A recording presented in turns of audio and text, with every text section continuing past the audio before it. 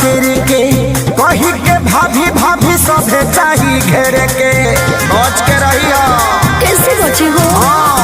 दिल के पचमिया समहत बा तेरे के कही के भाभी भाभी सभे चाही घेरे के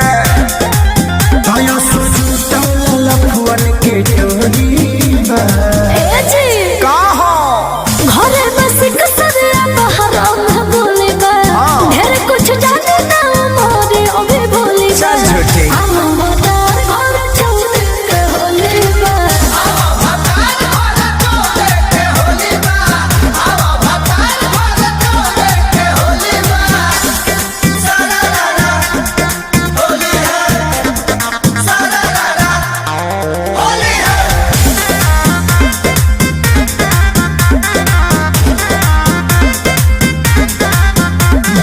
यार मन बिगड़ी तुहार धनी पोरे पोरे अंग खोटे रंग के फुहार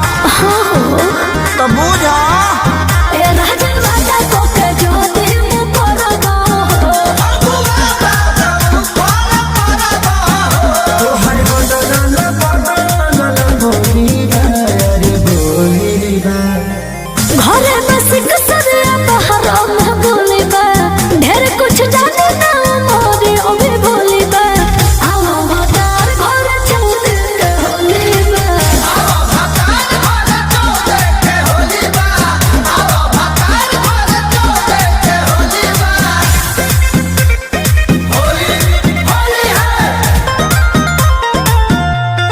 होली है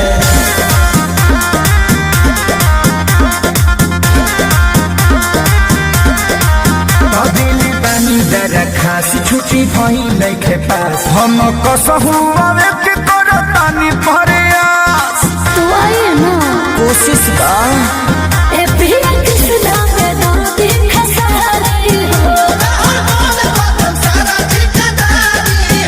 लगे तहरा से गरम तहर चोली बा आज चोली बा घरे बस कसरिया बहरा में गोली बा ढेर कुछ जाने ना मोरे अबे बोले बा हम बतार घर छोड़ के होले बा